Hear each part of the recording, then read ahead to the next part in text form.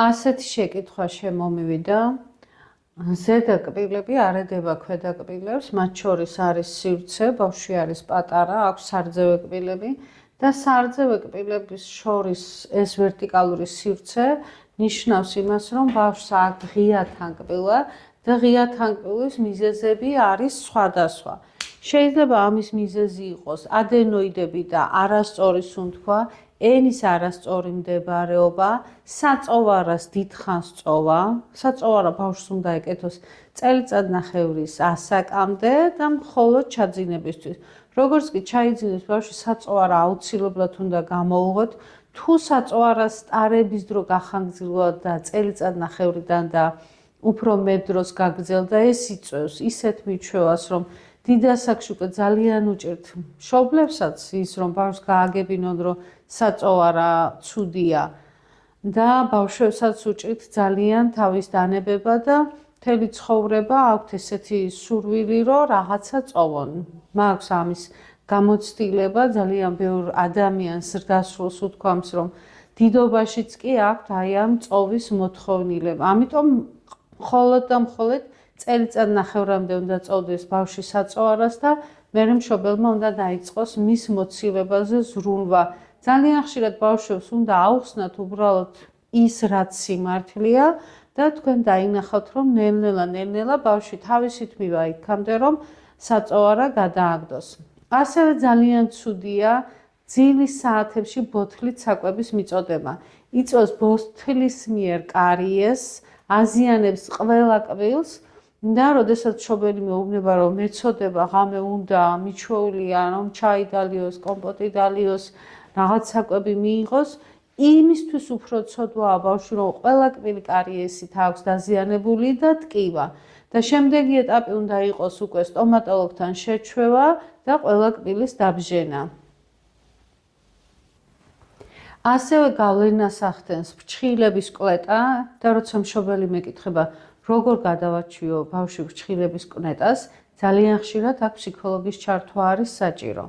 თუ ბავშვი წოვს თითს, ხშირად ცერათიც წოვენ ძალიან დიდხანს და ცერათითიც იცვლის ფორმას, ამ შემთხვევაში შეიძლება დამზადდეს ფირფიტა, ფირფიტა ედგმება სასას და ბავშვი როცა ჩაიდებს თითს, ის შეგრძნებები აღარ აქვს, რაც მას სიამოვნებს თითის წოვის დროს და შესაძლებელია გადაეჩვიოს. 100%-იან გარანტია არ აქვს ამ ფირფიტას, რომ ბავშვს ჩაუსვით და გადაეჩვიოს, უბრალოდ ძალიან ხშირია ესეთ შემთხვევა, რომ გადაეჩვია ბავშვი ორთოდონტიული კონსტრუქციის ჩასმის შემდეგ.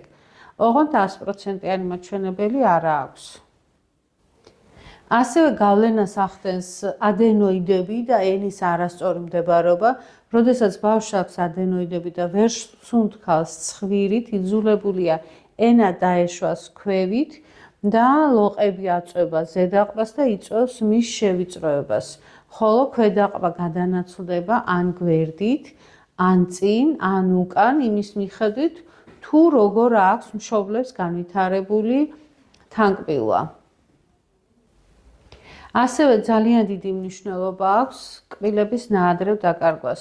თუ ბავშვმა საღეჭი კბილები დაკარგა დროზე ადრე, მაშინ ენა და პირის ირგვლივი კუნთი და ღეჭვითი ფუნქცია ყველაფერი ირღვევა, ამიტომ თუ ბავშვმა ასაკზე ადრე დაკარგა საღეჭი კბილები, სასწრაფოდ უნდა მოხდეს ამ დანაკლისის შევსება მოსახსნელი ფირფიტებით, რომ ღეჭვის ფუნქცია გადანაწილდეს და ყბები სწორად ჩამოყალიბდეს.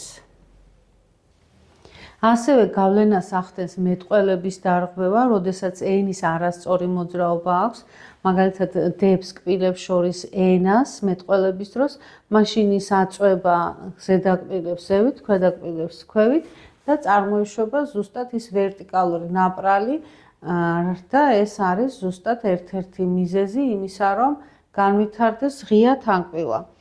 და ჩემი რეკომენდაცია, თუ ბავშვი არის 3 წლის, რით უნდა დავიწყოთ?